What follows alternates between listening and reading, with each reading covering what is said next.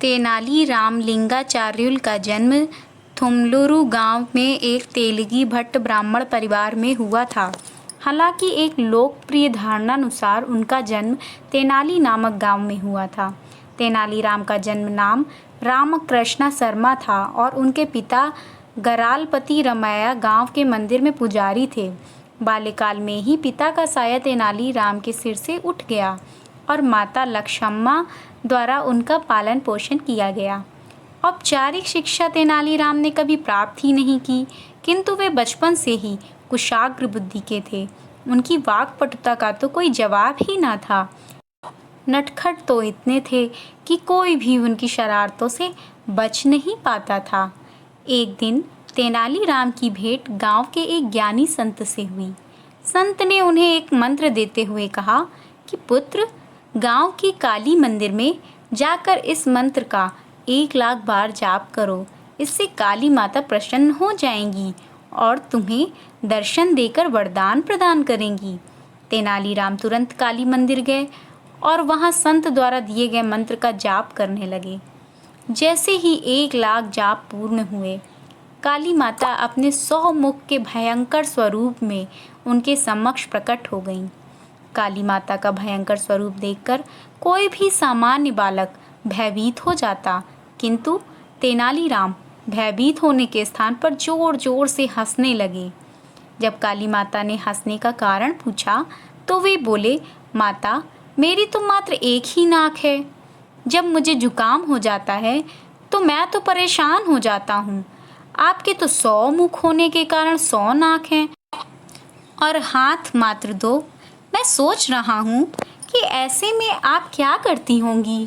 तेनालीराम के हंसमुख स्वभाव और बाल सुलभ बातें सुनकर काली माता हंस पड़ी और बोली, पुत्र, मैं तुम्हें वरदान देती हूँ कि भविष्य में तुम विकट कवि के रूप में प्रसिद्ध होगे। तुम्हारी बातें हर किसी का मनोरंजन करेंगी। वो तो ठीक है माता, लेकिन इससे मुझे क्या प्राप्त होगा? आप मुझे कोई और वरदान दीजिए। तेनालीराम बोले। तब काली माता हाथ में 2 कटोरे लेकर तेनालीराम से बोली, पुत्र, इन 2 कटोरों में से एक में ज्ञान है और दूसरे में धन। मैं तुम्हें दोनों में से एक चुनने का अवसर प्रदान करती हूँ। काली माता की बातें सुनकर तेनालीराम सोचने लगे कि जीवन में ज्ञान और धन दोनों ही आवश्यक हैं। यदि दोनों ही वरदान मिल जाएं, तब कोई बात है। तेनालीराम को विचारमग्न देख काली माता बोली, क्या बात है पुत्र? किस कटोरे का चुनाव करना है ये समझ नहीं आ रहा। ऐसी बात नहीं है माता, चुनाव करने के पहले मैं बस एक बार दोनों कटोरे अपने हाथ में लेकर देखना चाहता हूँ। तेनाली बोले। काली माता ने जैसे ही दोनों कटोरे तेनाली के हाथ में दिए, तेनाली ने झटपट दोनों कटोरे को मुंह से लगाया और गटक गए। इस तरह अपनी बातों में उलझाकर उन्होंने काली माता से दोनों वरदान प्राप्त कर लिए।